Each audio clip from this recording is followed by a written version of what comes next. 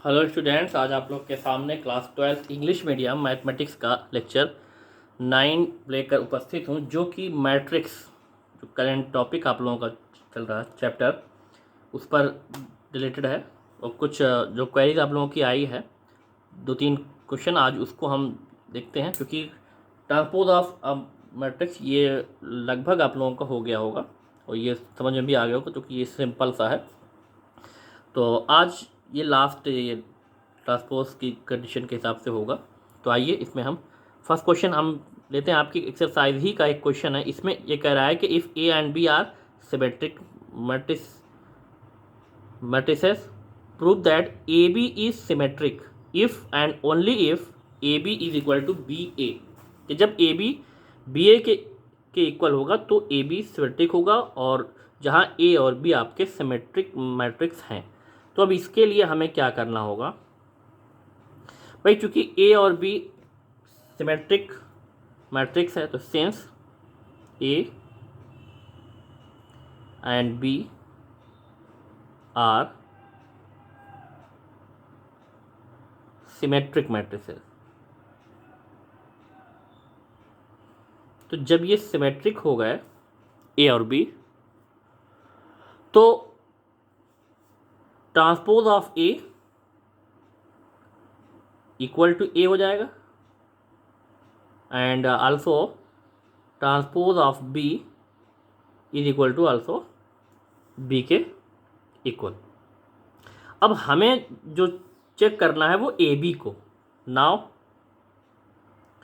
अब A B का भी हम ट्रांसपोज लें, तो ये है ए बी और इसका क्या निकालते हैं ट्रांसपोज। तो ट्रांसपोज ऑफ ए बी, अब इसकी जो ये प्रोडक्ट की जो कंडीशन है, इसके हिसाब से भाई जब उसका ट्रांसपोज होता है तो उसका जो आर्डर है उसके अलग अलग लेकिन डिफरेंट आर्डर के प्रोडक्ट के इक्वल हो जाता है। मतलब अगर ट्रांसपोज ऑफ ए बी होगा तो वो transpose of B into transpose of A के इक्वल होगा। तो ये इस कंडीशन में आ गया। अब यहाँ पर ट्रांसपोज ऑफ बी जो है वो इस बी के इक्वल है, और ट्रांसपोज ऑफ ए जो है वो ए के इक्वल है। तो ऐसे तो हमें क्या मिला कि transpose of A B B A आ गया। अब transpose of A B A के इक्वल है, तो और हमें ये दिखाना है कि ए बी सिमेट्रिक। तो ए बी सिमेट्रिक तभी होगा कि जब transpose of A B equal to A B हो जाए, और ये तभी के पॉसिबल है कि जब ए बी और बी ए इसमें इक्वल हो जाए, क्योंकि कि प्रोडक्ट ऑफ मैट्रिक्स में ए बी और बी ए आपके इक्वल नहीं हो सकते। तो इसके हिसाब से अब हमें क्या करना है, तो ये बी ए हो गया, और it is possible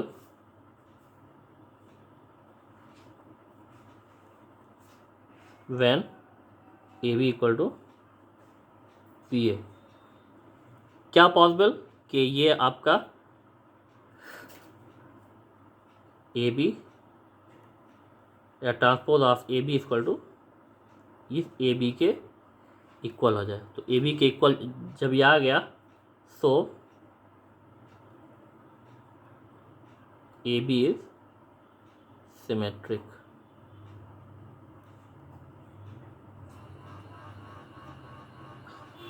तो और ये तभी के पॉसिबल है कि जब A B equal to B A हो जाए। तो ये आपका ये प्रूफ हो गया। ये क्वेश्चन सिंपल सा था, इसमें बस टेक्निकल कंडीशन। अब नेक्स्ट क्वेश्चन पे हम आते हैं। क्वेश्चन नंबर 11 इसमें दिया है कि prove that all positive even integral powers of a skew symmetric matrix are symmetric. अब अगर एक मैट्रिक्स है, उसकी जो पावर है वो इवन हो और पॉजिटिव, तो इसमें ये कह रहा है कि जो मैट्रिक्स होगी वो क्या होगी, वो फिर अगर स्क्यू सिमेट्रिक है तो उसका जो पावर अगर हमने इवन और पॉजिटिव के लिया तो वो सिमेट्रिक हो जाएगी। कैसे? तो आइए इस चीज़ को हम देखते हैं। यहाँ पे ये कह रहा है कि prove that all positive even integral powers of a skew symmetric matrix की बात ये कर रहा। तो फर्स्ट टाइम ए सपोज कर लेते हैं। सिंस या let A is skew symmetric matrix. तो जब ये ए स्क्यू सिमेट्रिक मैट्रिक्स हो गया, देन तो कंडीशन हमें क्या मिलेगी? तो ट्रांसपोज ऑफ ए ये नेगेटिव ऑफ ए के इक्वल हो जाएगा। ये स्क्यू सिमेट्रिक की कंडीशन है कि transpose of A equal to minus A. लेकिन अब हमें क्या दिखाना है? इसकी अगर के पावर क्या हो जाए? इवन एंड पॉजिटिव हो जाए। तो अब हमें क्या लेना है? ए ये आपका ए है स्क्यू सिमेट्रिक मैट्रिक्स। अब इसमें all positive even integral power of, तो ये A to the power N, where अब A to the power N जो होगा ये इसमें एन जो आपका आएगा ये इवन एंड पॉजिटिव, ठीक है। और इसी का हमें क्या निकालना है? ट्रांसपोज निकालना है, ठीक। तो यहाँ पे इस चीज़ हमें मेंशन करनी होगी कि where N is even and positive. अब चाहे इस चीज़ को हम बाद में रख दें तो कोई दिक्कत की नहीं है, लेकिन दिखा भी दें कि एन क्या है। तो अब जब इसका हमने क्या ट्रांसपोज कर लिया तो भाई ए टू द पावर है, तो ये तो इसका जो प्रोडक्ट के हिसाब से ये इंटरचेंज तो हो ही सकता है। तो इसको हम A transpose whole power N से लिख सकते हैं, ठीक। तो ये ट्रांसपोज ही में है, ये आपका इंटरचेंज हो जाएगा इससे, क्योंकि ये सेम है। अगर अलग अलग होता तब कंडीशन अलग जाती थी। तो अब यहाँ पर ट्रांसपोज ऑफ ए ये आपका आएगा माइनस ए और ये पावर इसकी होगी एन, ठीक। अब यही चीज़ इसमें हमें ये देखना है कि अगर एन आपका क्या हो जाए? इवन हो जाए और पॉजिटिव हो जाए। तो व्हेन इवन और पॉजिटिव होगा तो इसको इस टाइप से भी हम लिख सकते हैं पावर एन और ये A to the power N, N two by. तो इसकी जो भी की वैल्यू आएगी वो क्या आ जाएगी? ये 1 आ जाएगी। कब आ जाएगी? -1 to the power N equal to 1 when N is even and positive,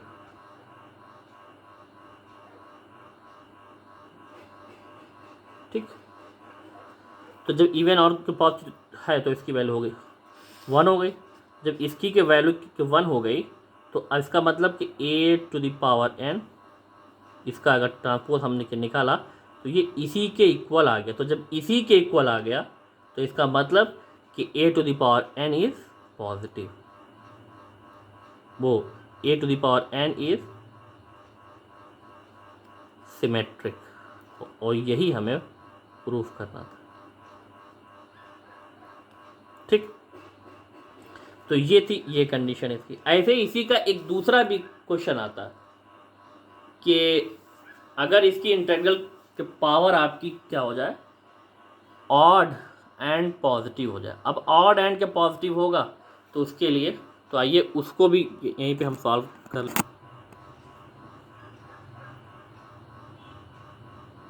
next question तो ऐसे ही है, इसमें भी ये कह रहा है कि prove that all positive odd integral powers of a skew symmetric matrix R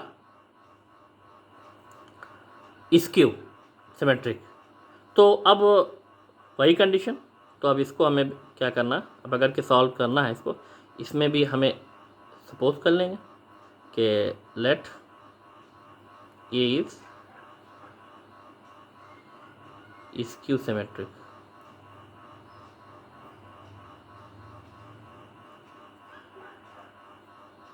matrix तो ए जो हो गया आपका स्क्यू सिमेट्रिक हो गया। जब ए स्क्यू सिमेट्रिक हो गया then transpose of A equal to minus A हो जाएगा, ये कंडीशन। अब इसकी जो इंटीग्रल के पावर है वो अगर हम क्या ले लें, ऑड, या हम अभी सिर्फ पावर हम ले रहे हैं n, तो इसकी अगर के पावर n हो गई, इंटीग्रल के पावर n, तो इसी को हमें दिखाना है। तो ये भी एक मैट्रिक्स है। अब ये दिखाना है कि ये a to the power n जो हो गया ये आपका स्क्यू सिमेट्रिक होगा। अब क्यों होगा, तो इसका ट्रांसपोज हम निकाल लें।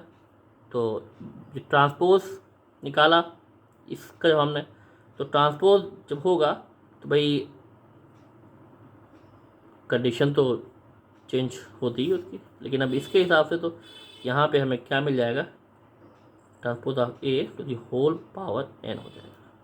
इस कंडीशन के हिसाब से अब ट्रांसपोज ऑफ ए जो आपका होगा तो माइनस ए के इक्वल होगा, होल पावर n हो गया।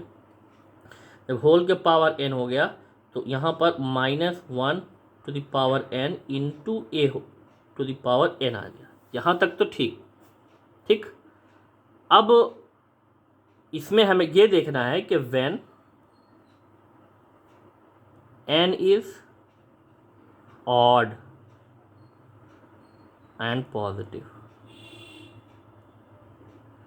अब अगर जो n जो पावर है उसकी वो ऑड एंड पॉजिटिव है then -1 to the power n जो आपका आएगा उसकी जो वैल्यू आएगी वो आ जाएगी 1 आ जाएगी, -1। तो इसका मतलब ये आपका आ गया -1 और ये into A to the power n आपका ये ऐसे ही है, तो ये आपका आ गया -a to the power n। इसका मतलब यहाँ पर transpose of a to the power n जो आपका आ गया वो -a to the power n के इक्वल आ गया। इसका मतलब a to the power n is skew symmetric.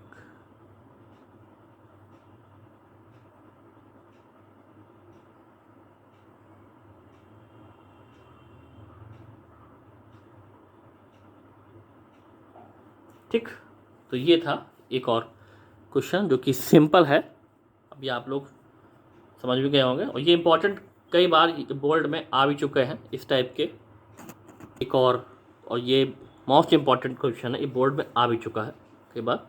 तो इसमें ये कह रहा है कि if A equal to cos alpha sine alpha minus sine alpha cos alpha, ये प्लस है माइनस ये नहीं है, then prove that A dash A equal to I, या A transpose of A into A equal to I. अब ये ए जो है ये गिवन है और आपको ए डैश और या transpose of A into A equal to I ये प्रूफ। अब आई को आप जानते हैं एक आइडेंटिटी मैट्रिक्स होगी। तो अब इसके लिए हम क्या करना होगा यहाँ पर, तो भाई ये ए है ही तो इसका ट्रांसपोज हम निकाल लें। ट्रांसपोज ऑफ ए जो हो जाएगा रो कॉलम में और कॉलम रो में इंटरचेंज, तो ये कॉस अल्फ़ा यहाँ पे आ जाएगा माइनस साइन अल्फ़ा, भाई ये और ये अब ये प्लस हो जाएगा साइन अल्फ़ा और ये कॉस अल्फ़ा। ठीक, तो ये कंडीशन। अब इनका जो प्रोडक्ट है इसको निकालते हैं। इस प्रोडक्ट में ट्रांसपोज ऑफ ए इंटू ए, तो ट्रांसपोज ऑफ ए इंटू ए जो आपका होगा तो ट्रांसपोज ऑफ ए है आपका कॉस अल्फ़ा, ये माइनस साइन अल्फ़ा, ये आपका है साइन अल्फ़ा और ये कॉस अल्फ़ा होगा। फिर इंटू यहाँ पर ये दिया है ए कॉस अल्फ़ा साइन अल्फ़ा और इसमें ये माइनस साइन अल्फ़ा और ये कॉस अल्फ़ा। तो अब इसके लिए इसका ये प्रोडक्ट हमें निकालना पड़ेगा।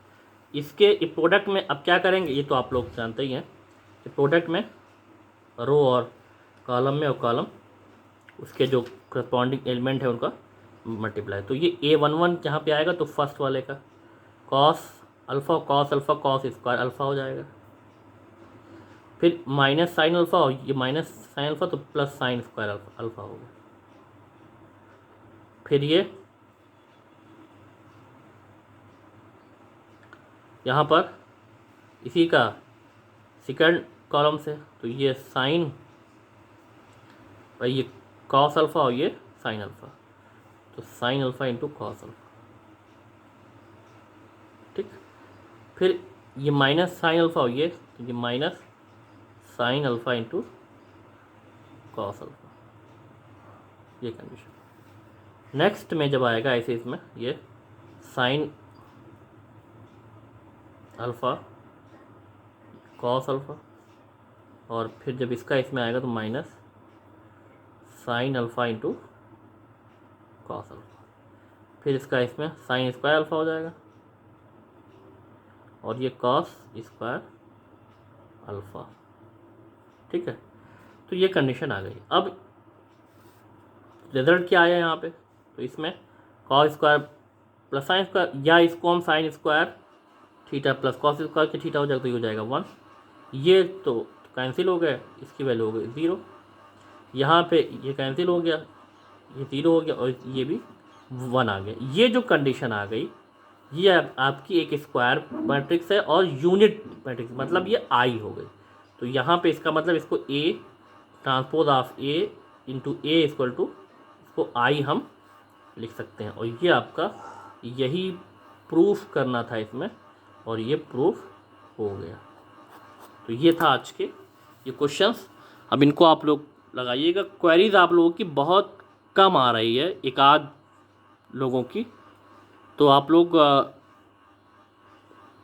देखते रहिए इसको। जो प्रॉब्लम हो उसके लिए कम से कम कांटेक्ट तो आप लोग कर सकते हैं कि सर ये है प्रॉब्लम। और थैंक्स फॉर वॉचिंग।